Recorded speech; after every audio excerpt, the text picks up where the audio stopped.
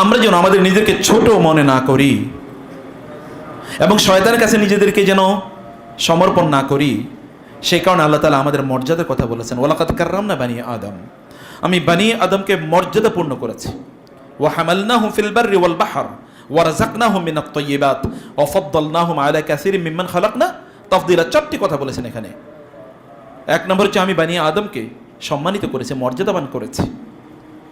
এবং সূরা বাকারার শুরুতেই আছে, যখন আপনার রব বলেছে লিল মালাইকাতি ইসজুদু লি আদম ফাসজাদু ইল্লা ইবলিস, আদমের জন্য সিজদা করে, ইবলিস আর সবাই সিজদা করেছে।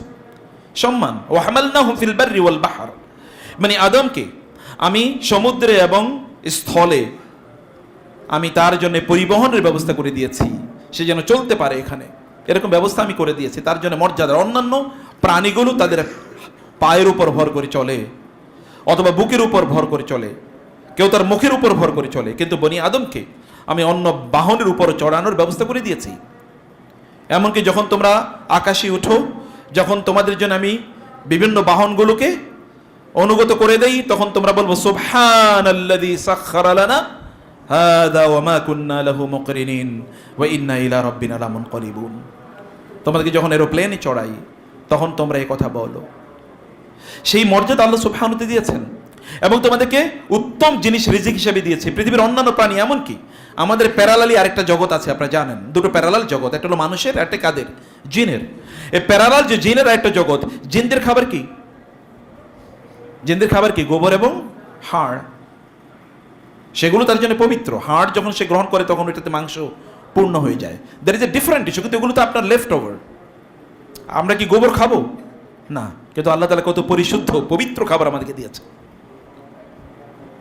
মিন বাইনি দামিন ওয়া ফারাসিন লাবানান সাইগান লিশারিবিন।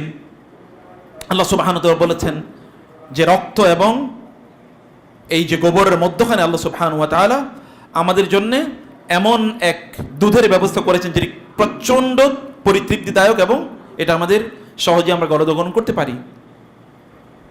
সেই ব্যবস্থা আল্লাহ সুবহানাহু ওয়া তাআলা করে দিয়েছেন। কিন্তু ওদের জন্য খাবার কি? Parallel world. কারণ আল্লাহ তাআলা বলেছেন মিনাল জিন্নাতি ওয়ান নাস, অথবা আল্লাহ সুবহানাহু ওয়া তাআলা ওয়া মা খালাকতুল জিন্না ওয়াল ইনসা ইল্লা লিয়াবুদুন। কোরআনের বহু জায়গায় জিন এবং ইনসানকে একসাথে উল্লেখ করেছেন এবং এই দুই জাতিরই আল্লাহ তাআলা কিয়ামতের দিন হিসাব নিকাশ করবেন। তাহলে দেখেন, চতুর্থত আল্লাহ তাআলা বলেন ওয়াফাদ্দালনাহুম আলা কাসীরিম মিম্মান খালাকনা তাফদীলা। আমার যত সৃষ্টি আছে তার অধিকাংশ সৃষ্টির উপর আমি মানুষকে মর্যাদাবান করেছি। এই যে মর্যাদাপূর্ণ একটা জাতি, আপনার তো সম্মান আছে, আত্মমর্যাদা আছে, আপনি কেন নিজকে এত ছোট মনে করবেন? অপরাধ করেছেন ভালো, কিন্তু অপরাধ থেকে বের হওয়ার রাস্তাও আল্লাহ তাআলা আপনাকে তৈরি করে দিয়েছেন। রমাদান শেষ হয়েছে তো তাই কি হয়েছে? রমাদানের পরে আর ভালো মানুষ হওয়া যায় না? রমাদানই কেবল আল্লাহ তাআলা আপনাকে ক্ষমা করে দেন, রমাদানের বাইরে কি ক্ষমা করেন না? রমাদানই কেবল আল্লাহর ইবাদত, রমাদানের বাইরে কি আল্লাহর ইবাদত নাই? রমাদানই কেবল রোজা, রমাদানের বাইরে কি রোজা নাই? আছে। রমাদানই কেবল কোরআন তেলাওয়াত, রমাদানের বাইরে কোরআন তেলাওয়াত নাই? রমাদানই কেবল তাহাজ্জুদ, রমাদানের বাইরে তাহাজ্জুদ নাই? আছে। রমাদানই কেবল জিকির আজকার, দান সাদাকা, রমাদানের বাইরেও আছে। প্রিয় ভাইরা, সব ইবাদত রমাদানের বাইরেও আছে। রমাদানের রব যিনি, রমাদানের বাইরের রব তিনি।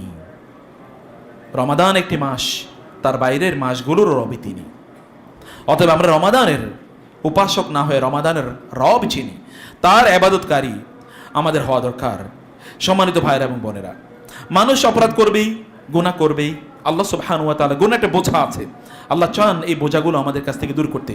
ইউরিদুল্লাহু আন ইউখাফফিফ আনকুম ওয়া খালিকাল ইনসানু দাঈফা। আল্লাহ সুবহানাহু ওয়া তাআলা বলেন, আল্লাহ তোমাদের বোঝা লাঘব করতে চান, কারণ আল্লাহ জানেন তিনি তোমাদেরকে দুর্বল করে তৈরি করেছেন। তোমরা রমাদানে তাহাজ্জুদের নামাজ আদায় করবে, কিন্তু রমাদানের পরে তোমাদের খালাত, তোমাদের এখানে ডিফেক্ট তৈরি হবে, প্রবলেম তৈরি হবে, তোমরা আগের মতো পারফেকশন রাখতে পারবে না, এটা আল্লাহ জানেন।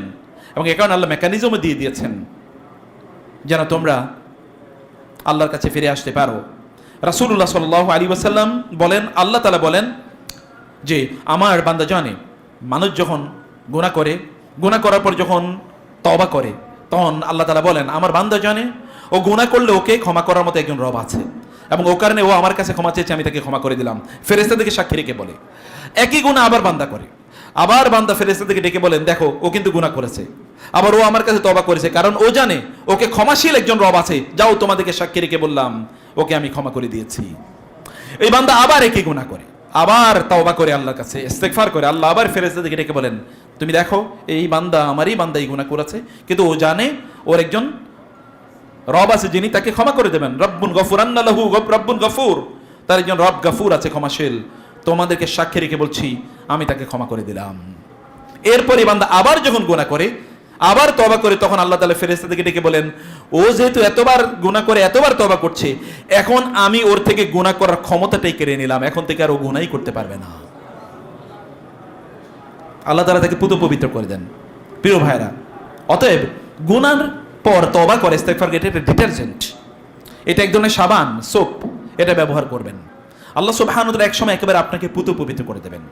অতএব শয়তানের ট্র্যাপে পড়ে ইস্তেগফার এবং তাওবা এটা থেকে নিজেকে কোনোভাবেই দূরে রাখার সময় নাই।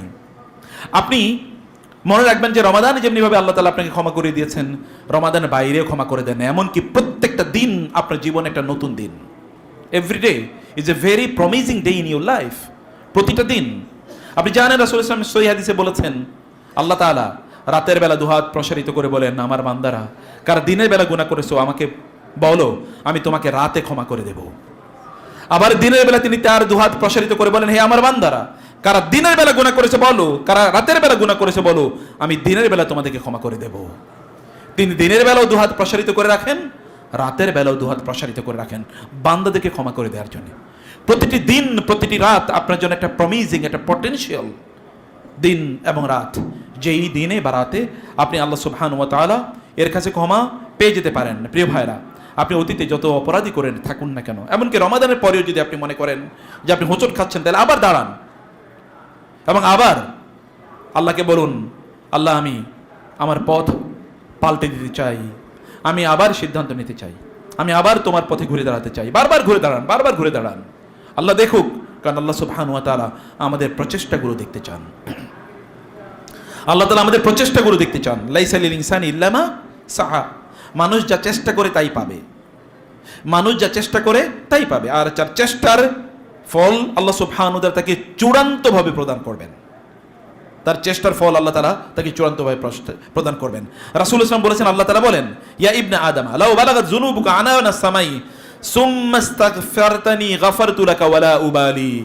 হে আমার বান্দারা, তোমাদের গুনাহ যদি একেবারে আসমান পর্যন্ত, এত গুনাহ করেছো, গোটা জমিন ভর্তি হয়ে আসমান পর্যন্ত তোমাদের গুনাহগুলো উঠে গেছে, সব জমিন ভর্তি হয়ে গেছে, এই যে মধ্যখানে আসমান এবং জমিনের মধ্যখানে যত জায়গা আছে সব ভর্তি হয়ে গেছে, এমনকি আসমানের কিনার পর্যন্ত তোমাদের গুনাহগুলো উঠে গেছে। এরপরে যদি তোমরা আমার কাছে ক্ষমা চাও, তাইলে আমি তোমাদেরকে ক্ষমা করে দেবো। আমি কাউকে পরোয়া করি না, আমি কাউকে জিজ্ঞাসা করবো না যে আমি ওকে ক্ষমা করে দেবো কিনা। আর আমি যদি ক্ষমা করে দেই, তাহলে কেউ আমাকে জিজ্ঞাসা করার ক্ষমতা রাখে না। লা ইউসআলু আম্মা ইয়াফআলু ওয়া হুম ইউসআলুন, তিনি জিজ্ঞাসিত হন না তিনি যা করেন, বরং তোমরা যা করো তোমাদের কাজের কারণে তোমাদেরকে জিজ্ঞাসিত হতে হবে। প্রিয় ভাইরা, সে কারণে আমি আপনাদেরকে বলছি যে হতাশ হওয়ার কোনো সুযোগ নাই, শয়তানকে এরকম সুযোগ করে দেওয়ার কোনো কারণ নাই। আল্লাহ তাআলা আমাদেরকে প্রত্যেকটি মুহূর্তে ক্ষমা করে দিতে পারেন। এভাবে ক্ষমা পেতে পেতে পেতে পেতে ইনশাআল্লাহ এমন একটি সময় উপনীত হবে যখন আপনি দেখবেন আল্লাহ সুবহানাহু ওয়া তাআলা তার নিজ হাতে আপনার জন্য জান্নাতকে প্রস্তুত করে রেখেছেন। মা লা আইনুন রাআত, রাসূল সাল্লাল্লাহু আলাইহি ওয়াসাল্লাম বলেছেন, আল্লাহ তাআলা বলেন, লাকাদ আদাততু মিন লিল ইবাদি, আমার বান্দাদের জন্য আমি তৈরি করে রেখেছি, মা লা আইনুন রাআত ওয়ালা উযুনুন সামিআত ওয়ালা খাতারা আলা কলবি বাশার, এমন জান্নাত যেটা কোনোদিন কোনো চোখ দেখে নাই, কোনোদিন কোনো কান তার ব্যাপারে শুনে নাই, এবং কোনোদিন কোনো অন্তর তার ব্যাপারে চিন্তা করতে পারে নাই। আমি এইরকম লাকাদ আদাততু লিল ইবাদি, আমার বান্দাদের জন্য আমি এটা তৈরি করে রেখেছি। আপনার বান্দারা কারা? হে রব, আল্লাহ নিজেই বলেছেন, আল্লাযীনা আসরাফু আলা আনফুসিহিম লা তাকনাতু মির রাহমাতিল্লাহ, যারা তাদের নিজের উপর জুলুম করেছে। প্রিয় ভাইরা, সে কারণে আমি আপনাদেরকে শুরুতেই এই নাসিহাটি করতে চাই যে নিজের মন খারাপ করে যে না আমারই দিয়ে হবে না, এরকম চিন্তা করার কোনো কারণ নাই। অবশ্যই আপনাদেরকে দিয়ে হবে, আপনাদেরকে দিয়ে হবে। আপনারাই এই সময়ের সবচেয়ে ভালো মানুষ। আল্লাহর জমিনে, আল্লাহর দিন যারা তাদের ইবাদতের মাধ্যমে, তাদের কথার মাধ্যমে দিনকে আবাদ করে চলছে, তারা কারা? রাসূলুল্লাহ সাল্লাল্লাহু আলাইহি ওয়াসাল্লাম বদরের ময়দানে গিয়ে যখন দেখলেন কাফেরদের সংখ্যা তার চেয়ে 3 গুণ বেশি, তিনি আল্লাহ সুবহানাহু ওয়া তাআলার কাছে দুহাত প্রসারিত করে বলেন, হে আল্লাহ, হাযিহিল ইসওয়াবা ইন তাহলিক লা তু'বাদ ফিল আরদি আবাদা। হে আল্লাহ, এই যে এই ছোট্ট একটা দল, এই কয়েকটা মানুষের আমি গত 15 বছর দাওয়াতি কাজ করে কয়েকজনকে মুসলমান বানাতে পেরেছি, এদেরকে নিয়ে যুদ্ধের ময়দানে এসেছি। এরা যদি আজকের যুদ্ধের ময়দানে শেষ হয়ে যায়, এই জমিনে আর আপনার ইবাদত করার মতো কেউ থাকবে না।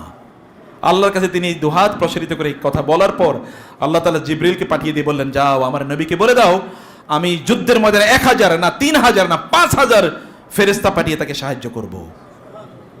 আপনার কেবল প্রার্থনার অপেক্ষায় আপনার রব রয়েছেন যে আপনি কখন তাকে বলবেন। প্রিয় ভাইরা, এই হচ্ছে আমার 1 নম্বর প্রশ্ন, মানে ইস্যু আলোচনার। 2 নম্বর যে বিষয়টি বলতে চাই, কোরআনের একটি আয়াত আমাকে প্রচন্ড ভাবায় এবং এটা আমার কোরআনের সবচেয়ে প্রিয় সূরার একটি আয়াত, সেটা হচ্ছে সূরাত তাহা। আল্লাহ সুবহানাহু ওয়া তাআলা মুসা আলাইহিস সালাতু ওয়াস সালামকে বললেন, ওয়ামা আ'জালাকা আন কওমিকা ইয়া মুসা। মুসা, তুমি তোমার গোত্রের লোকজনকে, তোমার বংশের জাতির লোকজনকে রেখে এত তাড়াতাড়ি এসছো কেন? মা আ'জালাকা, কেন এত তাড়াতাড়ি আসলা? ওরা কই? তিনি বলেন, হুম আলা আসারি, তারা আছে ওই যে পেছনে, ইয়া আল্লাহ, অথবা তারা আমার পদাঙ্ক ধরে ধরে আসছে, না তারা আসবে। ও আজিল তুই ইলাইকা রব্বি লিতারদা, আল্লাহ আমি দৌড়ে এসেছি সবার আগে, যেন আপনার সন্তুষ্টি আমি সবার আগে অর্জন করতে পারি। আপনি যেন সন্তুষ্ট হন, কারণ আমি দৌড়ে এসেছি, আপনি ডেকেছেন, আমি আস্তে আস্তে আসতে পারি। কারণ ওয়ালাকাদ, আল্লাহ সুবহানাহু বলেছেন, আমি মুসাকে 40 লাইলাতান, আমি তাকে 40 দিনের জন্য ডেকে নিয়ে এসেছিলাম। আমি বলছিলাম আসো, এবং সেই সময় মুসা আলাইহিস সালাতু ওয়াস সালাম তার সম্প্রদায়ের 70 জনকে সাথে নিয়ে এসেছিলেন। আল্লাহ বলেন, ওরা কই? মুসা আলাইহিস সালাম বললেন, ওরা আসছে, কিন্তু আপনি ডেকেছেন, আমি আসতে পারি না। ওরা আসতে আসুক, কিন্তু আমি তো আসতে পারি না। দুজনের মধ্যে পার্থক্য, একজন তো নবী, তিনি আসেন কিভাবে, আর অন্যান্যরা তার অনুসারী, তারা আসতে পারে। ইব্রাহিম, এবং এই কারণে মুসা আলাইহিস সালাম বললেন, ওয়াজিল তুই ইলাইকা রব্বি লিতারদা। প্রিয় ভাইয়েরা এবং বোনেরা, আমি আপনাদেরকে সেই কথাই বলতে চাই, আপনারা যদি আল্লাহ সুবহানাহু ওয়া তাআলার কাছে আসতে চান, তাহলে রমাদানের পরে আপনাদের মধ্যে যে লেথার্জি তৈরি হয়েছে, এই লেথার্জিটাকে আপনারা ঝেড়ে ফেলে দিন।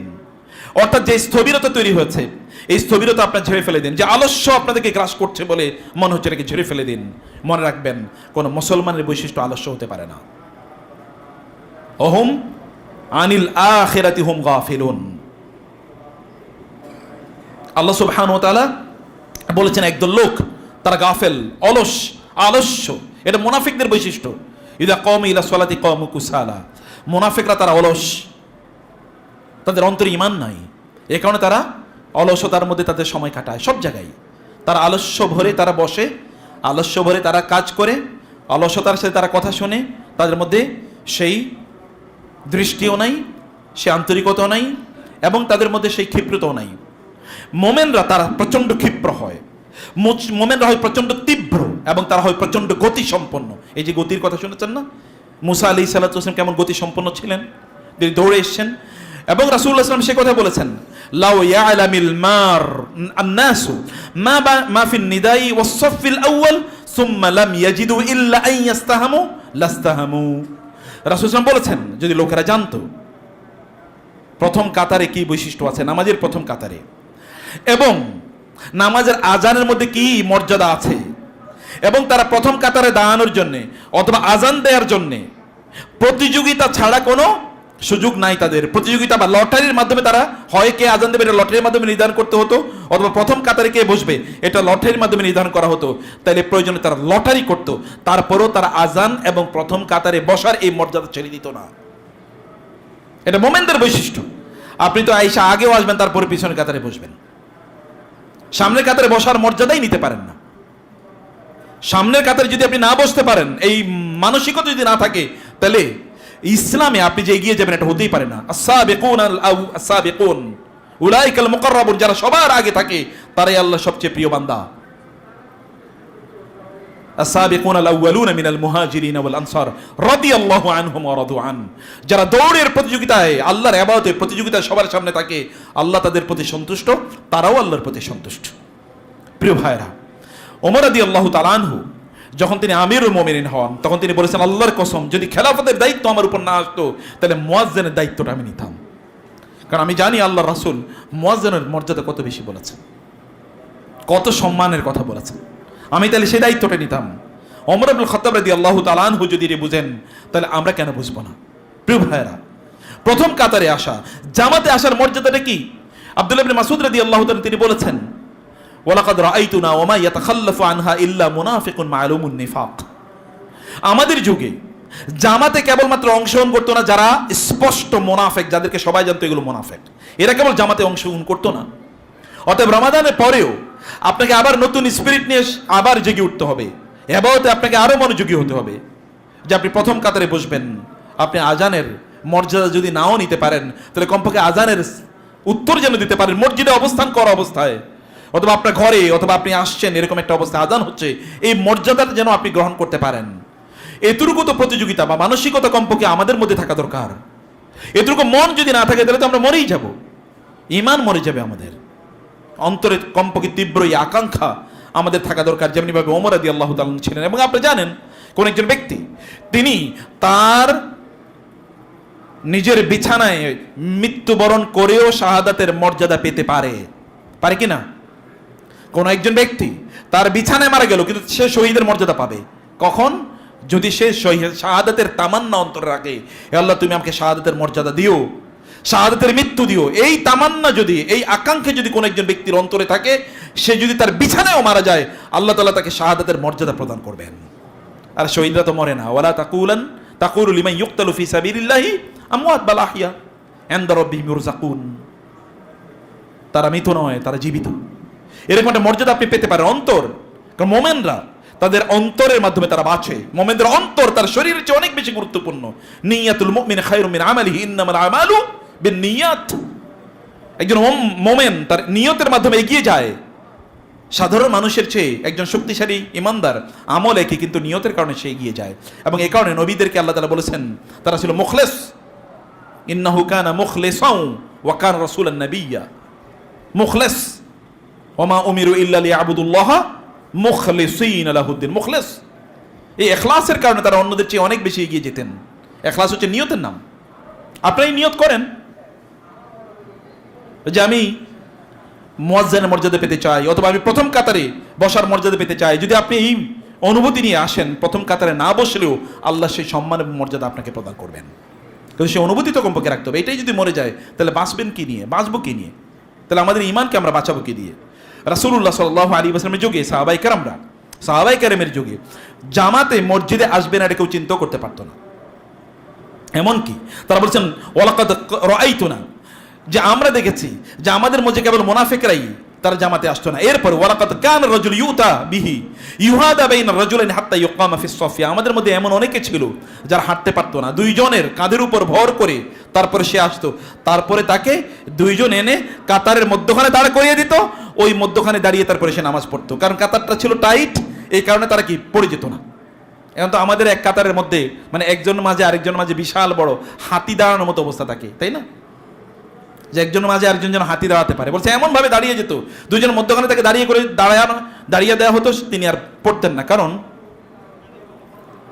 টাইট তো কাতারগুলো, একজন আরেকজনের গায়ের সাথে লাগিয়ে লেগে লেগে দাঁড়াচ্ছেন। প্রিয় ভাইয়েরা, ভাবুন তো এমন একটা অবস্থা, একজন ব্যক্তি নড়াচড়া করতে পারে না, হাঁটতে পারে না, তারপরেও সে জামাতে অংশগ্রহণ করতে চায়। তাদের ঈমানের অবস্থাটা কি? তাদের অন্তরের অবস্থাটা কি? শরীরের দিক থেকে তারা দুর্বল থাকলেও অন্তরের দিক থেকে তারা কোনোদিনই দুর্বল ছিলেন না। আমরা আল্লাহ সুবহানাহু ওয়া তাআলা এর সন্তুষ্টির দিকে ছুটা, এটা আমাদের জন্য দায় এবং দায়িত্ব। প্রিয় ভাইরা, যেমনিভাবে আমি মুসা আলাইহিস সালাতু ওয়াস সালাম এর কথা বলেছি, আপনি যদি রবের সন্তুষ্টির প্রতি যদি আপনি দাঁড়াতে পারেন, দৌড়াতে পারেন, তাহলে আল্লাহ তাআলা আপনার জীবনটাকে সুখ, শান্তি, পরিতৃপ্তি দিয়ে আল্লাহ তাআলা ভরপুর করে দেবেন। কবি কোরআনে বলেছেন, ফালাইতাকা তাহলু ওয়াল হায়াতু মারিরাতুন ওয়ালাইতাকা তারদা ওয়াল আনামু গিদাবু লাইতাল্লাযী বাইনি ওয়া বাইনাকা আমিরুন ওয়া বাইনি ওয়া বাইনাল আলামিন খারাবু। হে আল্লাহ, গোটা দুনিয়া, গোটা জীবন যদি আমার জন্য তিক্ততাপূর্ণ হয়, প্রচন্ড তিক্ততাপূর্ণ গোটা জীবন, তারপরও আপনি যদি আমার থাকেন তাহলে গোটা জীবন আমার জন্য মিষ্টি হয়ে যাবে। হে আল্লাহ, গোটা পৃথিবীর সকল মানুষ যদি আমার প্রতি অসন্তুষ্ট থাকে, আপনি যদি আমার প্রতি সন্তুষ্ট থাকেন তাহলে আমি কাউকে পরোয়া করি না। হে আল্লাহ, গোটা পৃথিবীর সকল মানুষের সাথে যদি আমার সম্পর্ক নষ্ট হয়, আপনার সাথে যদি আমার সম্পর্ক ঠিক থাকে, তাহলে আমি কারো নিয়ে পরোয়া করি না, আমার কোনো টেনশন নাই। ইমানদারদের অবস্থা এরকম, আল্লাহর সাথে তারা সম্পর্ক নষ্ট করে না, মানুষের সাথে সম্পর্ক নষ্ট হোক। আর আমরা আল্লাহর সাথে সম্পর্ক নষ্ট করি মানুষের সাথে সম্পর্ক রক্ষা করার জন্য। ঈমানদারদের বৈশিষ্ট্য হচ্ছে তারা আল্লাহর সাথে সম্পর্ক নষ্ট করে না, কারণ মাল্লাহুল মাওলা ফালাহুল কুল। আল্লাহ যদি আপনার পক্ষ থাকে, গোটা পৃথিবীকে আল্লাহ সুবহানাহু ওয়া তাআলা আপনার পক্ষে তৈরি করে দেবেন, যদি আল্লাহকে আপনার পক্ষে আপনি রাখতে পারেন। আর আল্লাহকে আপনার পক্ষে রাখার জন্য আপনাকে কাজ করা লাগবে। আল্লাহকে আপনার পক্ষে রাখার জন্য আপনাকে কাজ করা লাগবে। আল্লাহ সুবহানাহু ওয়া তাআলার ইবাদত আপনাকে করতে হবে। প্রিয় ভাইরা, আমি সেই কারণে আপনাদেরকে যে কথাই বলতে চাই, প্রিয় ভাইরা, রমাদানের পর মসজিদকে আঁকড়ে ধরুন। রমাদানের পর মসজিদকে আঁকড়ে ধরুন, মসজিদকে আপনাদের ঠিকানা বানান। রাসূলুল্লাহ সাল্লাল্লাহু আলাইহি ওয়াসাল্লাম বলেছেন, বাদিরু বিল আমালি ফিতরান কাকিতাইল লাইলিল মুসলিম। তোমাদের কাছে অন্ধকার রাতের টুকরার মতো ফিতনাগুলো আসার পূর্বে তোমরা ভালো কাজগুলো দ্রুত করা শুরু করে দাও। চারিদিকে দেখেন না ফিতনার পরিস্থিতি কি? ঈমান যায় যায় একটা অবস্থা, প্রত্যেকটা সেকেন্ডেই, প্রতিটি সেকেন্ডে আমাদের ঈমান যায় যায় অবস্থা। এই অবস্থায় আমাদেরকে ঈমান বাঁচাতে হলে মসজিদে বেশি বেশি আসতে হবে। মসজিদ মানে হলো সালাত, মসজিদ মানে আল্লাহর জিকির। রাসূলুল্লাহ সাল্লাল্লাহু আলাইহি ওয়াসাল্লাম বলেছেন, ফাযালিকুমুর রিবাত। প্রিয় ভাইরা বোনেরা, ইন্তেজারুস সালাত আজকে কই? এক নামাজের পর আরেক নামাজের জন্য অপেক্ষা, এটা কই আজকে? কেন সেই অনুভূতি আমাদের মাঝে নাই? একটি নামাজ শেষ হয়ে গেছে, আরেকটা নামাজের জন্য অপেক্ষায় থাকা। ফজরের পরে আপনি ইশরাকের জন্য, ইশরাকের পর আপনি দোহার জন্য, দোহার পর আপনি জোহরের জন্য, জোহরের পর আসরের জন্য, আসরের পর মাগরিবের জন্য, মাগরিবের পর এশার জন্য। এই অপেক্ষা কই? এশার পরে তাহাজ্জুদের জন্য অপেক্ষা কই? সাহাবায়ে কেরাম রাদিয়াল্লাহু তাআলা আনহুম তো তাই করেছেন। রাসূলুল্লাহ সাল্লাল্লাহু আলাইহি ওয়াসাল্লাম এটাকে বলেছেন, সীমান্তে যারা পাহারা দেয় তারা যেমনিভাবে সদা সর্বদা অটল প্রহরীর মতো থাকে, তেমনিভাবে আপনি যদি এক নামাজ থেকে আরেক নামাজের জন্য এরকম অপেক্ষায় থাকেন, তাহলে আল্লাহ সুবহানাহু ওয়া তাআলা আপনাকে একজন সীমান্ত প্রহরী 24 ঘন্টা সীমান্ত পাহারা দেওয়ার কারণে যে সম্মান মর্যাদা পাবে, এইরকম সম্মান এবং মর্যাদা আল্লাহ তাআলা আপনাকে প্রদান করবেন। শুধু তাই না, এইভাবে আপনাকে প্রোটেকশন প্রদান করবেন। আপনাকে শয়তান আর কোনোভাবে আক্রমণ করতে পারবে না, কারণ আপনি তো প্রহরায় রয়েছেন, আপনি পাহারাদার, আপনি নিজের ঈমানকে আপনি পাহারা দিচ্ছেন। ফাযালিকুমুর রিবাত, ফাযালিকুমুর রিবাত। রাসূলুল্লাহ সাল্লাল্লাহু আলাইহি ওয়াসাল্লাম বলেছেন।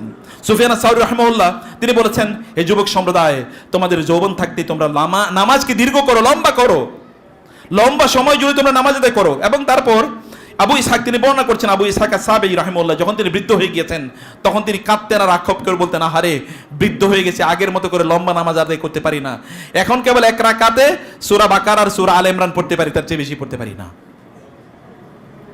তাইলে এর আগে কি পড়তেন? বৃদ্ধ হয়ে যাওয়ার পরে কাঁদে কাঁদে বলতেছেন যে এখন কেবল সূরা বাকারা আলে ইমরান পড়তে পারি, তার চেয়ে বেশি পড়তে পারতাম আগে। কিভাবে পড়তেন? তাদের ইবাদতের মাত্রা কি ছিল, তাদের ইবাদতের মাত্রা কি ছিল? প্রিয় ভাইরা, 70 বছর বয়সে দাঁড়িয়ে যদি, তার বয়স তখন 70, তিনি যদি বলেন এখন ইবাদত সূরা বাকারা আর আলে ইমরান এক রাকাতে পড়া এখন ছোট হয়ে গেছে, তাহলে তার যৌবনে তারা কি করেছেন?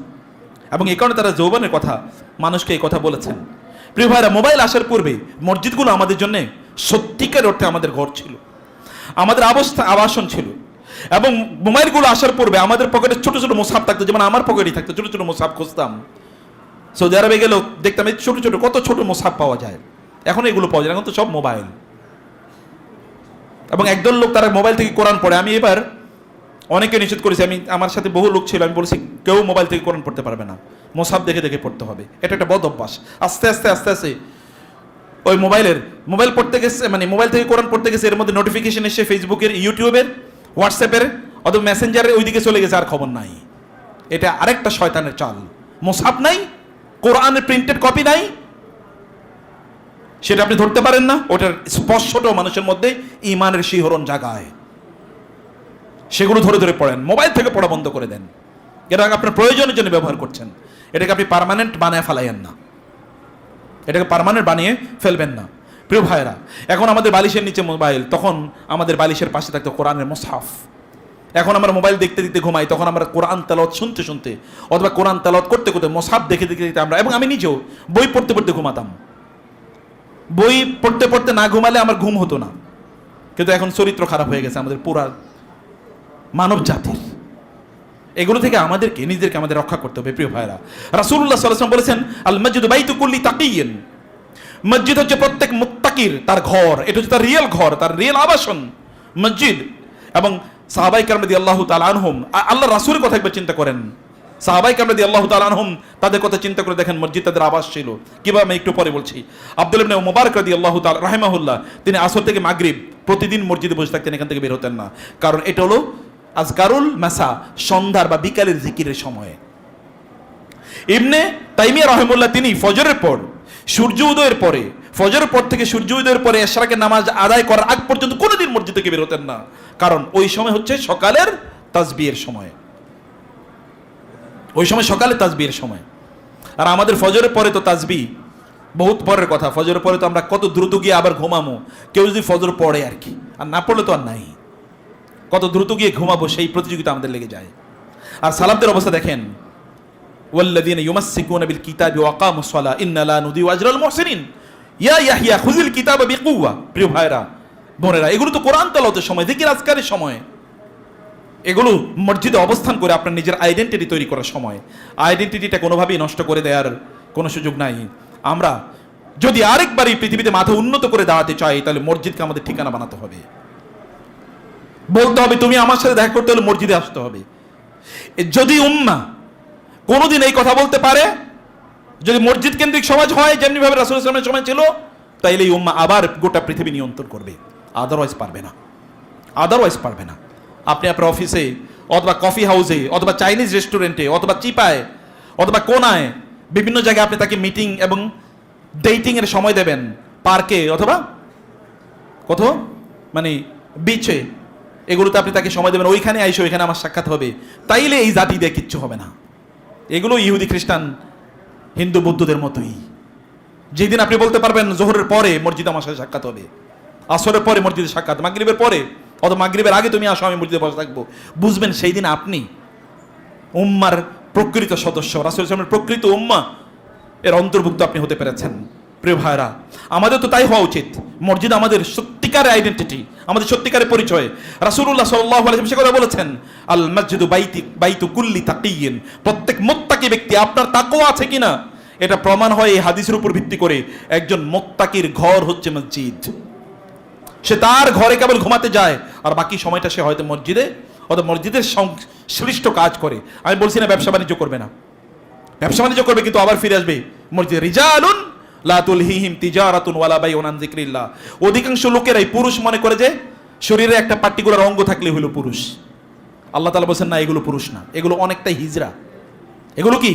অধিকাংশ হিজড়া।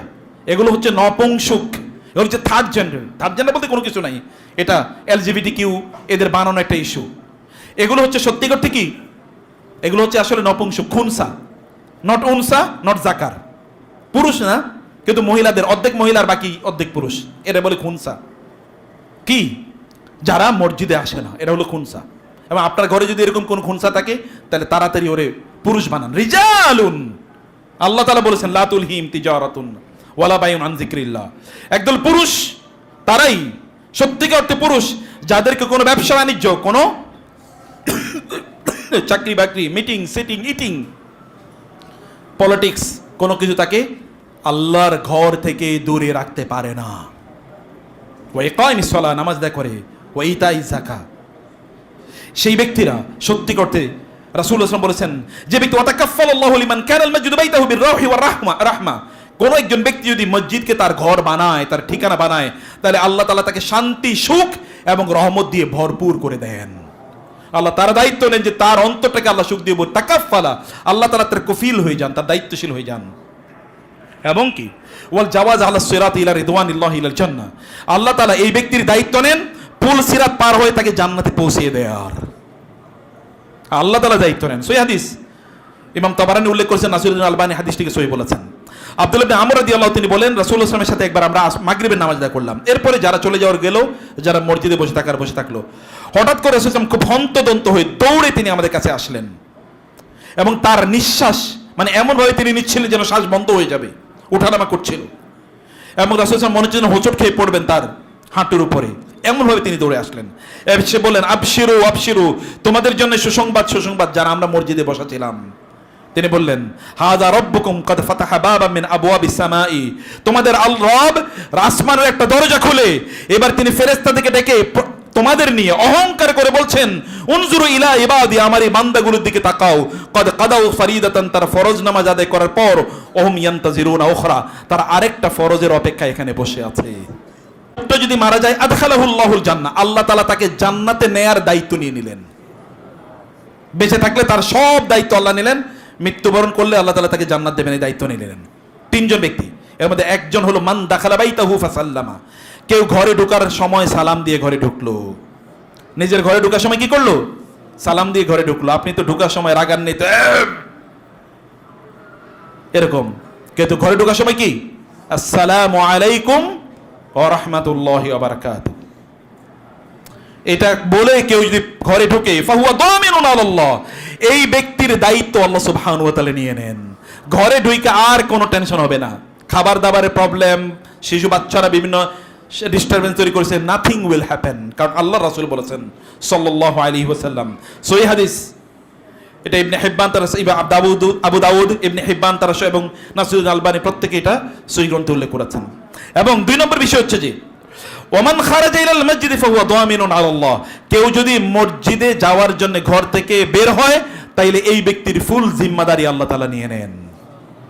এবং তিন নম্বর ওমান খারাজা ফি সাবিলিল্লাহ ফাহুয়া দামিনুন আলাল্লাহ, কেউ যদি আল্লাহর রাস্তায় বের হয় দাওয়াত দেওয়ার জন্য, মানুষকে জিহাদ করার জন্য, দান সাদাকা করার জন্য অথবা হজ করার জন্য, এই সকল ব্যক্তিদের দায়িত্ব আল্লাহ তাআলা নিয়ে নেন, আল্লাহ তার জিম্মাদারি নিয়ে নেন। প্রিয় ভাইরা, সে কারণে আমাদেরকে যখন দেখতে পাবো আমাদের সালাফরা কিভাবে জীবন যাপন করেছেন। সাঈদ ইবনে মুসাইয়্যিব রাহিমাহুল্লাহ যখন তিনি মারা যাচ্ছিলেন, তার মেয়ে তখন তার জন্য কাঁদছিলেন, তিনি বলেন আমার মা, আমার মেয়ে, তুমি কেঁদো না, তুমি জানো গত 40 বছর মুয়াজ্জিন আজান দিয়েছে, আমি মসজিদে নাই, এরকম ঘটে নাই। মুয়াজ্জিন আজান দিয়েছে কিন্তু আমি মসজিদে নাই, এরকম ঘটে নাই। আমি মসজিদে, তারপরে মুয়াজ্জিন আজান দিয়েছে, মানে মুয়াজ্জিনের আজানের আগে আমি মসজিদে গিয়ে প্রবেশ করেছি, এটা হয়েছে। কেঁদো না, আল্লাহ আমাকে ক্ষমা করে দেবেন, তোমার বাবার জন্য দোয়া করো। এটা ছিল তাদের অবস্থা। আল আমাশ তিনি বলেছেন আমি গত 50 বছর তাকবীরে তাহরিম আমার ছুটে নাই। আল আমাশ সুলাইমান আল আমাশ, গত 50 বছর তাকবীরে তাহরিমা ছুটে নাই। আপনি বলতে পারেন গত 1 মাস ছুটে নেই, এরকম বলা যায়?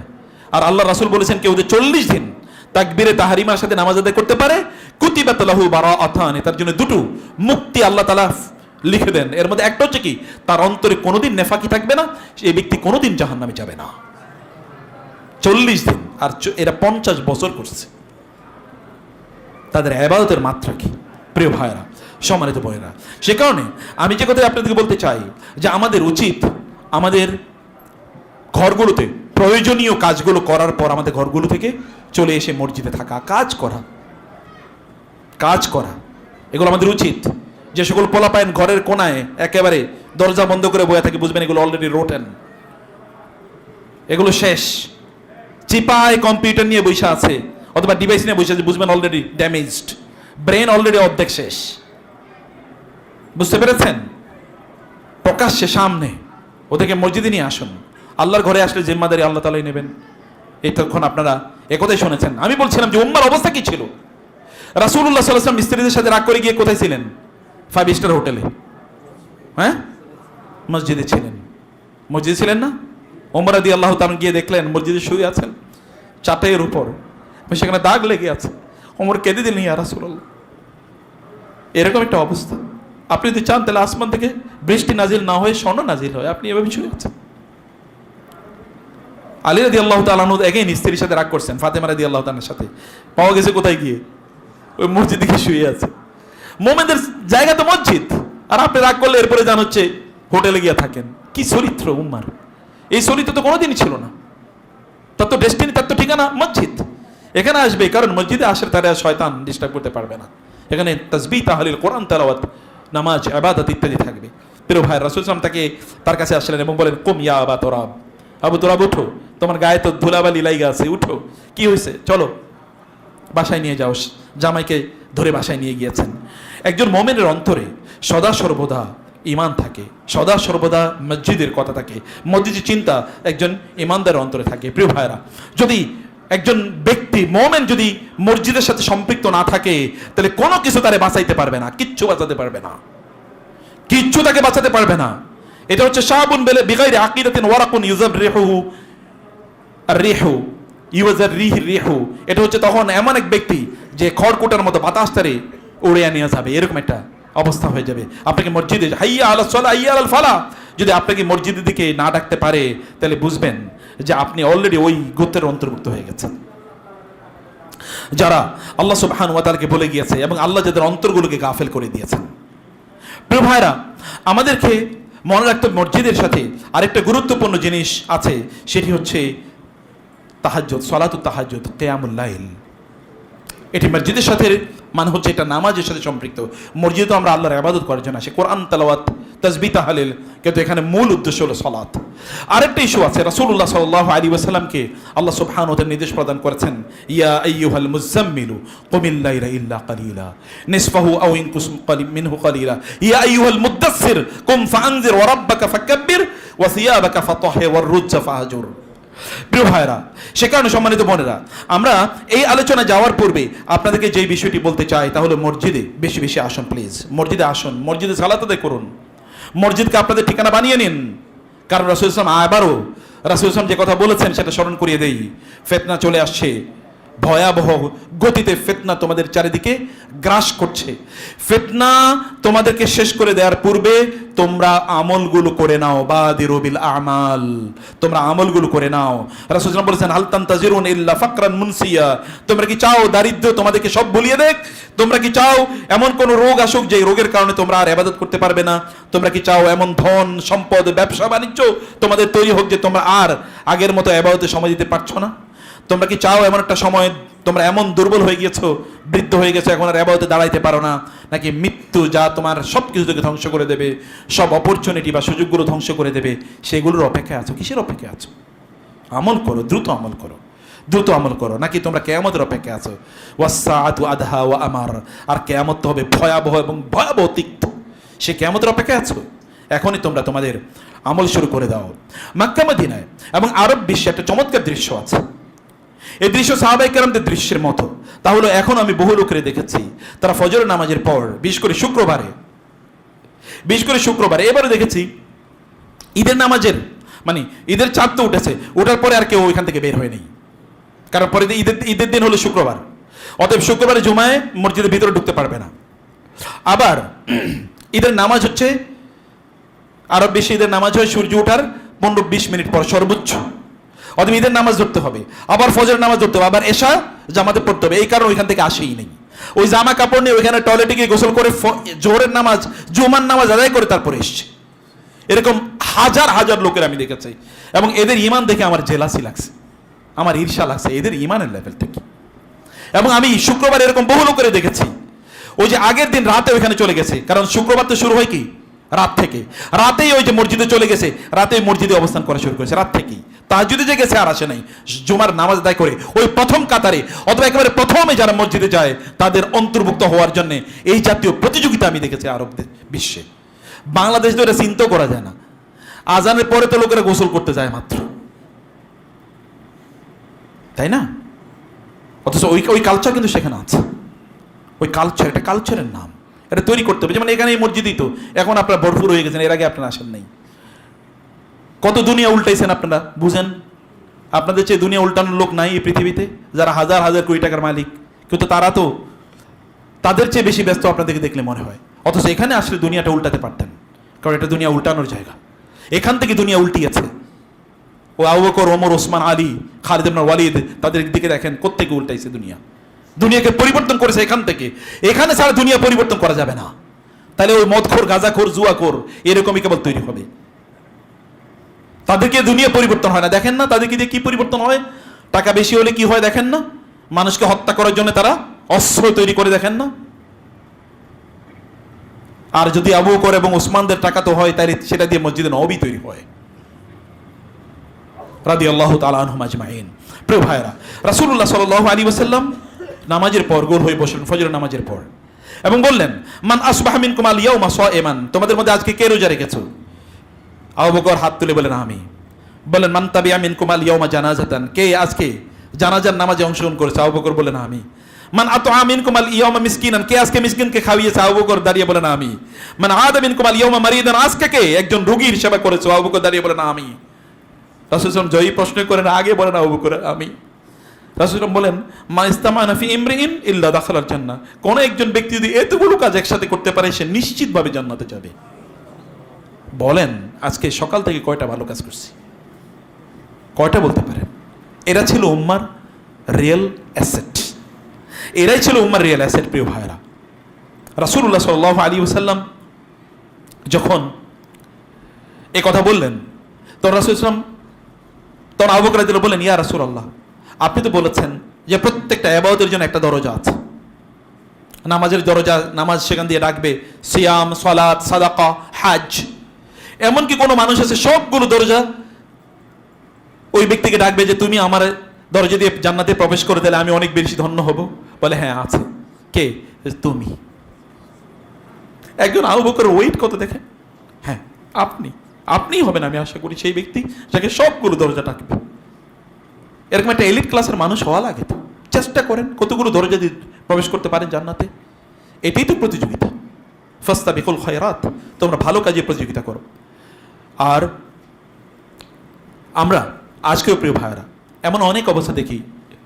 লোকমান আলাইহিস সালাম তার ছেলেকে বলেছেন, ইয়া বুনাইয়া আকিমিস সালাহ, হে আমার প্রিয় বৎস তুমি নামাজ কায়েম করো, তুমি নামাজ আদায় করো।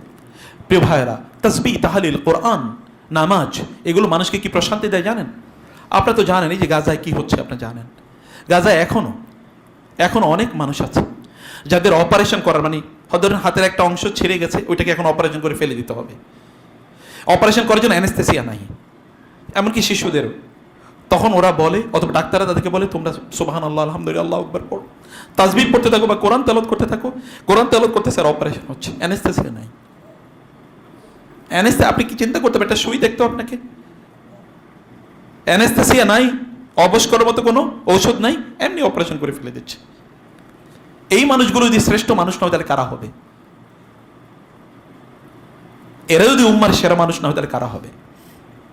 আমরা, আমাদের ইমানের লেভেলটা কি ওই পর্যায়ে আছে? আমরা তো এসি না হইলে আমাদের নামাজে মনই বসে না। এসির মসজিদে আমরা যাইতে চাই, ওই মসজিদে এসি নাই, ফ্যানগুলো ভালো করে চলে না, এরপরে ওইখানে এই কারণে আমাদের সংখ্যা আগমন কমে যায়, মনোযোগ আমাদের থাকে না। আল্লামা ইকবাল আমাদের এই অবস্থার কথা লক্ষ্য করে 100 বছর আগে তিনি বলে গেছেন, আরাত তাফকির আদরাকাহু খুমুল ওয়ালাম তাবকাল আযাইমু ফি ইশতিআলি ওয়া আসবা ওয়াজুকুম মিন গায়রি নূরিন ওয়ালা সিহরুন ইয়াতুল্লু মিনাল মাকালি ওয়া ইনদান নাসি ফালসাফাতুন ওয়া ফিকরুন ওয়ালাকিন আইনা তালকিনুল গাযালি ওয়াজাল জাহাতুল ওয়াজালজালাতুল আযানি বিকুল্লি হাইয়িন ওয়ালাকিন আইনা সাওতুম মিন বিলালি মানা এরকম আলাত ফি কুল্লি সাহিন ওয়া মাসজিদুকুম মিনাল উব্বাদি খালি। তিনি বলেছেন, আমি দেখছি চিন্তা ভাবনায় স্থির হয়ে গেছে তোমরা মুসলিম উম্মাহ। আমি দেখেছি সংকল্পের সেই আগুন এখন তোমাদের মাঝে নাই। তোমাদের মাঝে সেই আবু বকর, ওমর, ওসমান, খালিদ ইবনে ওয়ালিদের মতো সেই চিন্তার এবং সেই ইচ্ছার, সেই ডিসিশনের, সেই সিদ্ধান্তের আগুন তোমাদের মাঝে নাই। তোমাদের উপদেশগুলো আজ আলোকহীন, ওয়াজ নসিহত চলছে চলছে চলছে চলছে, কিন্তু কোনো মানুষের মধ্যে পরিবর্তন হয় না। ইউটিউবে লেকচারের পর লেকচার, কিন্তু কোনো পরিবর্তন নেই, সব আগের চেয়ে আরো খারাপ অবস্থা। এত ওয়াজ নসিহত, এত মসজিদে খুতবা, এত লম্বা খুতবা, এত আলোচনা, কিন্তু কোনো পরিবর্তন নাই। মানুষ যেন সব কি খমুল, এগুলো সব পাথর হয়ে গেছে, এরকম একটা অবস্থা। ওয়ালা সিহরুন ইয়াতুল্লু মিনাল মাকালি, এবং তোমাদের কথা থেকে আজকে সেই সাহাবায়ে কেরাম রাসূল সাল্লাল্লাহু আলাইহি ওয়াসাল্লামের মতো ওইরকম জাদুর ফুল ঝুরি ছড়ে না, এগুলো মানুষকে আকর্ষণ করে না। কি হয়েছে তোমাদের আজকে? মানুষের কাছে আজকে আছে প্রচুর পরিমাণ দর্শন এবং তার নতুন চিন্তা ফিকর নিয়ে তারা চলছে, কিন্তু ওয়ালাকিন আইনা তালকিনুল গাযালি, তোমাদের কাছে এরকম আছে, তোমরা অনেক কিছু রাজনীতির, তোমাদের কাছে মানে দর্শন এবং থিওরির অভাব নাই, কিন্তু ইমাম গাজালি সে তালকিন কই? গাজালি তো মানুষের আত্মাকে পরিশুদ্ধ করেছে, তোমাদের আত্মার পরিশুদ্ধি আজকে নাই, একটা গাজালি তোমাদের মধ্যে নাই।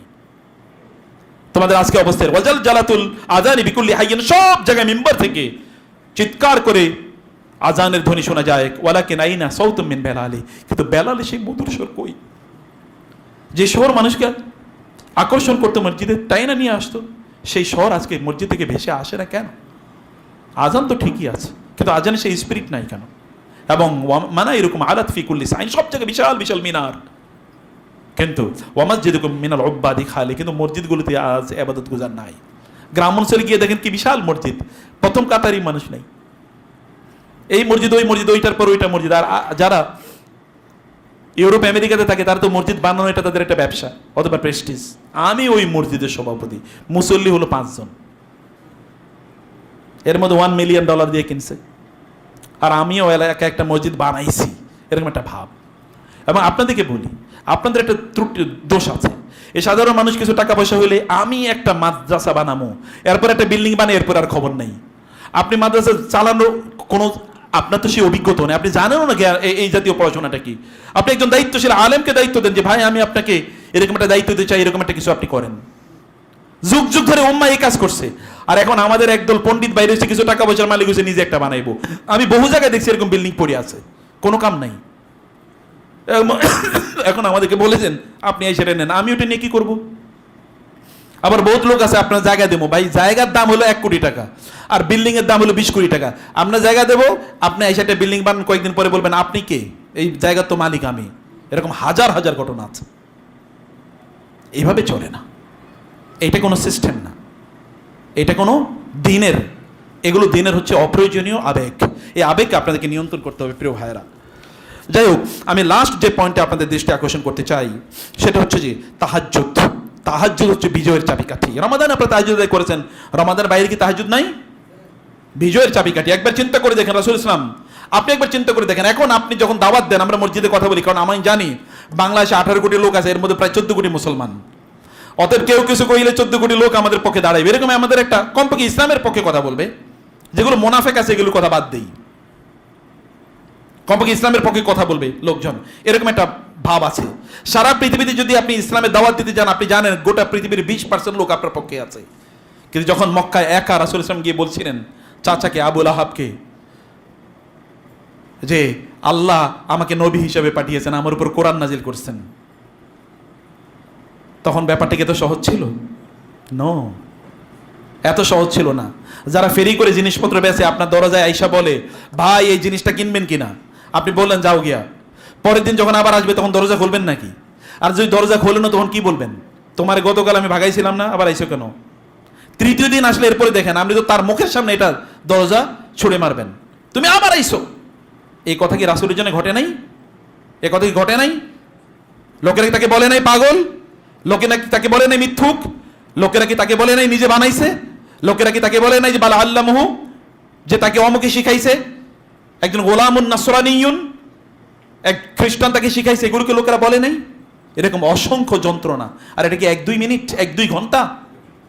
সারাটা দিন তো তিনি দাওয়াত দিয়েছেন, সারাটা দিন দাওয়াত দিয়েছেন, মনটা খুবই খারাপ। এই লোকগুলো জন্য তিনি করেছেন, এরা জানে তিনি পরম সত্যবাদী, পরম বিশ্বস্ত, তিনি মক্কার সবচেয়ে সম্ভ্রান্ত বংশের মানুষ। তার চাচা, তার দাদা ছিল এখানকার সবচেয়ে বড় নেতা, তার দাদা এখানে জমজম আবার নতুন করে কূপ খনন করেছে, এবং তার দাদার উপস্থিতিতে, আব্দুল মুত্তালিবের উপস্থিতিতে আব্রাহা ধ্বংস হয়ে গেছে, তার চাচা এখানকার নেতা আবু তালেব। তারপরেও তার উপর কি জুলুম না অত্যাচার করেছে। তিনি খাদিজাকে বিয়ে করার পর রাদিয়াল্লাহু তাআলা আনহা সব সম্পদের জন্য ব্যয় করেছেন, তাদের বিপদ আপদ হলেই তারা তার কাছে দৌড়ে আসে, কিন্তু তারপর তার মুখের উপর বলছে মিথ্যাবাদী, তাকে গালিগালাজ করছে, তাকে উপহাস করছে, ঠাট্টা করছে। তার প্রতি যারা ঈমান এনেছে তাদেরকে তারা দিয়েছে, অত্যাচার করেছে, জুলুম করেছে। গালিগালাজের কোনো সীমা নাই। তাকে হত্যা করার জন্য পরিকল্পনা করেছে, ওটের নারী বুড়িগুলো তার উপর চাপিয়ে দিয়েছে। এরপরে তার মনটা ভালো থাকে কেমনে? মনটা ভালো থাকে কিভাবে? কিন্তু আল্লাহ তাআলা বললেন আপনার একটা কাজ আছে। কাজ হলো কি? আপনি রাতের বেলা কুমিল লাইলা ইল্লা কালিলা নিসফাহু আও ইনকুস মিনহু কালিলা আও জিদ আলাইহি ওয়ারাত্তিলিল কুরআনা তারতিলা ইন্না সানুলকি আলাইকা কাওলান সাকিলা ইন্না নাশিআতাল লাইলি হিয়া আশাদ্দু ওয়াতআ ওয়া আকওয়ামু কিলা। রাতের নামাজ আদায় করুন। দিনের বেলা আপনার মনের যত কষ্ট এবং যন্ত্রণা আছে আমি রাতের নামাজের কারণে সব দূর করে দেব। নামাজ পড়তেছে রাতে, দিনের সব যন্ত্রণা ভুলে গেছে, এবার দিনে আবার পরের দিন আবার নতুন উদ্যম নিয়ে তিনি দাওয়াতি কাজ করেছেন। আর আপনার রাতের নামাজ আদায় করবেন না আর মনে করবেন যে আপনারা ভালো থাকবেন মনের দিক থেকে, কিভাবে সম্ভব?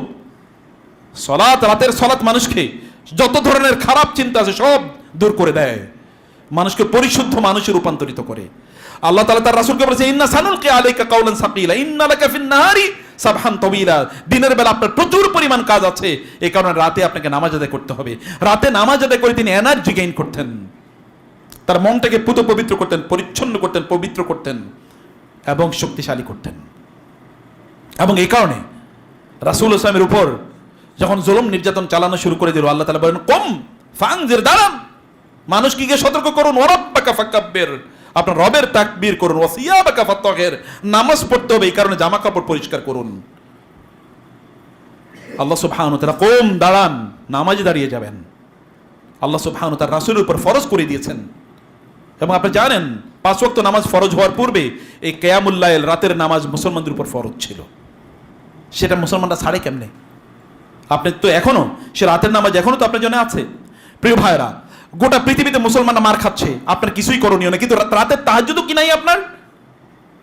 রাতের তাহাজ্জুদে না দাঁড়িয়ে কি আপনি বলতে পারেন না, আল্লাহ তুমি উম্মার এই কষ্ট দূর করে দাও? এই প্রার্থনা, এই ফরিয়াদকে আপনি জানাতে পারেন না? এই ফরিয়াদ জানাতে সুযোগ আছে আপনার। এটুকু তো কমপক্ষে আমরা করতে পারি। আল্লাহ সুবহানাহু ওয়া তাআলা তার রাসূলকে যখন মদিনা যাওয়ার নির্দেশ দিলেন, মদিনা গিয়েই তিনি সর্বপ্রথম যে বক্তব্যটি দিয়েছেন, আইয়ুহান নাস, হে লোকেরা, আফশুস সালাম, তোমরা সালামের প্রচলন করো, ওয়াতইমুত তাআম, মানুষকে খাবার খাওয়াও, ওয়াসাল্লু ওয়াসিলুল আরহাম, আত্মীয়তার সম্পর্ক রক্ষা করো, ওয়াসাল্লু ওয়ান নাসু নিয়াম, মানুষ যখন ঘুমিয়ে থাকে তখন তোমরা নামাজ আদায় করো, তাদখুলুল জান্নাতা বিসালাম, তাহলে তোমরা শান্তিতে জান্নাতে প্রবেশ করতে পারবা। মক্কায় যখন নির্যাতনের মুখে তখনও নামাজ, মদিনায় যখন ইসলামী রাষ্ট্র প্রতিষ্ঠা করবে তখনও নামাজ, তাহাজ্জুদের নামাজ, কিয়ামুল লাইল। আপনি সেটি ছাড়া কিভাবে আপনি দিনের কথা চিন্তা করতে পারেন? কোনোদিন হতেই পারে না। আপনার স্পিরিচুয়াল রেজিলিয়েন্স, যদি আপনি সত্যিকার অর্থে আপনার মনস্তাত্ত্বিক ধৈর্য এবং যদি সহনশীলতা তৈরি করতে চান, তাহলে আপনাকে রাতের সালাত আদায় করতেই হবে, এটা ছাড়া কোনো উপায় নাই। এবং কোরআন তেলাওয়াত করতে হবে, তাসবিহ তাহলিল পড়তে হবে, জিকির আজকার করতে হবে, বেশি বেশি জিকির করতে হবে। রাসূলুল্লাহ সাল্লাল্লাহু আলাইহি ওয়াসাল্লাম এমন কোনো মুহূর্ত ছিল যে তিনি জিকির করেন নাই? এমন কোনো মুহূর্ত ছিল?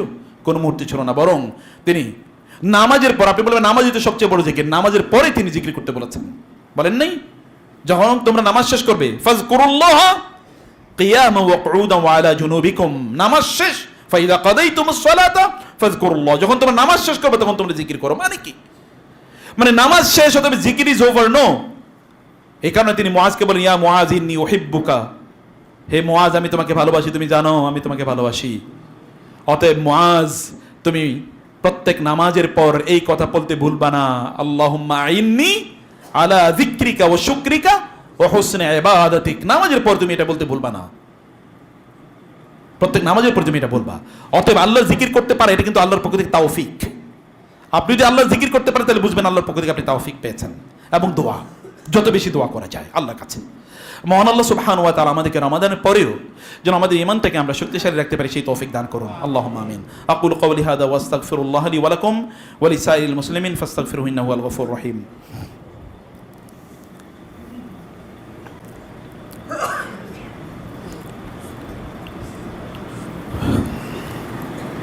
ইন্নাল হামদুলিল্লাহ ওয়াস সালাতু ওয়াস সালামু আলা রাসূলিল্লাহ ওয়া আলা আলিহি ওয়া আসহাবিহি ওয়া মাওয়ালা, আম্মা বা'দু, ফাআউযু বিল্লাহি মিনাশ শাইতানির রাজীম। বিসমিল্লাহির রহমানির রহিম। ইন্নাল্লাহা ওয়া মালাইকাতাহু ইউসাল্লুনা আলান নবী ইয়া আইয়ুহাল্লাযীনা আমানু সাল্লু আলাইহি ওয়া সাল্লিমু তাসলিমা। আল্লাহুম্মা সাল্লি আলা মুহাম্মাদিন ওয়া আলা আলি মুহাম্মাদ কামা সাল্লাইতা আলা ইব্রাহিম ওয়া আলা আলি ইব্রাহিম ইন্নাকা হামিদুম মাজিদ। আল্লাহুম্মা বারিক আলা মুহাম্মাদিন ওয়া আলা আলি মুহাম্মাদ কামা বারাকতা আলা ইব্রাহিম ওয়া আলা আলি ইব্রাহিম ইন্নাকা হামিদুম মাজিদ। আল্লাহুম্মা আইজিল ইসলাম ওয়াল মুসলিমিন, আল্লাহুম্মা আনসুরিল ইসলাম ওয়াল মুসলিমিন, আল্লাহুম্মা আনসুরিল মুজাহিদিনা ফি কুল্লি মাকান, আল্লাহুম্মা শাত্তিত শামলাল ইয়াহুদ ওয়ান নাসারা ওয়াল মুশরিকিন। প্রিয় ভাইরা, শাওয়ালের রোজা যাচ্ছে, আপনি জানেন রাসূলুল্লাহ সাল্লাল্লাহু আলাইহি ওয়াসাল্লাম বলেছেন, কেউ যদি রমাদানের রোজা রাখার পর শাওয়ালের 6টি রোজা রাখে, তাহলে সে যেন গোটা বছর রোজা রাখলো। শাওয়ালের রোজা কি আপনারা রাখা শুরু করেছেন? মাশাআল্লাহ। শাওয়ালের রোজা একসাথে আপনারা রাখতে পারেন, অথবা ভেঙ্গে ভেঙ্গে আপনারা রাখতে পারেন। কারো যদি ফরজ রোজা কাজা হয়ে থাকে, তাহলে সেই রোজাটি আপনারা আগে রেখে তারপরে শাওয়ালের রোজা রাখতে পারেন। যদি এমন হয় যে আপনাদের শাওয়ালের রোজা রাখার মানে ফরজ রেখে তারপরে শাওয়ালের রোজা রাখতে পারবেন না, যেমন বন্ধের এরকম হতে পারে, এত সময় পাবেন না, তাহলে আপনারা শাওয়ালের রোজাটা আগে রেখে দেবেন, তারপরে ফরজটা পরে আদায় করে নেবেন ইনশাআল্লাহ। কিন্তু শাওয়ালের রোজা ভাঙবেন না, তাইলেই বোঝা যাবে যে আপনি কেবল রমাদানেই আল্লাহর সন্তুষ্টি কামনা করছেন, রমাদানের বাইরেও করছেন। রমাদানই কেবল আপনি আল্লাহর বান্দা, রমাদানের বাইরেও আপনি আল্লাহর বান্দা। আল্লাহ তুমি আমাদের ঈমানকে মজবুত করে দাও, ঈমানের স্বাদ পাওয়ার তৌফিক দাও, তোমার ইবাদতে আমাদেরকে অগ্রবর্তী করে দাও, তোমাদের ইবাদতে আমাদেরকে আন্তরিক করে দাও, আমাদের ইখলাস বাড়িয়ে দাও, আমাদের নিয়তকে পরিশুদ্ধ করে দাও, আমাদের ঘরগুলোকে পবিত্র করে দাও, মসজিদগুলোকে আমাদের ঠিকানা বানিয়ে দাও। আল্লাহ মুসলিম উম্মাকে তুমি মুক্তি দাও, মুসলিম উম্মাকে তুমি শক্তিশালী করে দাও, মুসলিম উম্মাকে গোটা পৃথিবীর রাজত্ব প্রদান করো, তাদেরকে নেতৃত্ব প্রদান করো। কারণ উম্মা যদি পৃথিবীর নেতৃত্বে থাকে, তাহলে মানুষ শান্তিতে থাকবে, মানুষ নিরাপদে থাকবে, মানুষের উপর জুলুম হবে না, অত্যাচার হবে না, মানুষকে হত্যা করা হবে না, রাহাজানি হবে না, অন্যায়ভাবে মানুষকে হত্যা করা হবে না আল্লাহ। তুমি মুসলিম উম্মাকে নেতৃত্ব প্রদান করো, যারা জুলুম অত্যাচার করছে তাদেরকে তুমি হেদায়েত দান করো। আর যদি হেদায়েত না থাকে তাহলে যেমনিভাবে তুমি ফেরাউনের গোষ্ঠীকে লোহিত সাগরে নিমজ্জিত করেছো, এদেরকে সেভাবে নিমজ্জিত করে দাও। যেমনিভাবে তুমি হামান, কারুন এবং যেমনিভাবে নমরুজকে তুমি ধ্বংস করে দিয়েছো, আব্রাহাকে ধ্বংস করে দিয়েছো, এরকম তুমি ধ্বংস করে দাও আল্লাহ, ধ্বংস করে দাও। তোমার পক্ষ থেকে তুমি এমন এক বাহিনী পাঠিয়ে দাও যা কেবল তুমিই জানো, আর কেউ জানে না। এমন বাহিনী তুমি তাদেরকে শেষ করে দাও আল্লাহ। আল্লাহ তুমি উম্মাকে রক্ষা করো আল্লাহ, আমাদের সন্তানদেরকে রক্ষা করো, আমাদের পরিবারগুলোকে রক্ষা করো। রব্বানা হাব লানা মিন আজওয়াজিনা ওয়া যুররিয়াতিনা কুররাতা আয়ুন ওয়াজআলনা লিল মুত্তাকিনা ইমামা। ইবাদাল্লাহ রাহিমাকুমুল্লাহ, ইন্নাল্লাহা ইয়ামুরু বিল আদলি ওয়াল ইহসান ওয়া ইতাই যিল কুরবা ওয়া ইয়ানহা আনিল ফাহশাই ওয়াল মুনকারি ওয়াল বাগই ইয়াইযুকুম লাআল্লাকুম তাযাক্কারুন ফাযকুরুনি আযকুরুকুম ওয়াশকুরু লি ওয়া লা তাকফুরুন।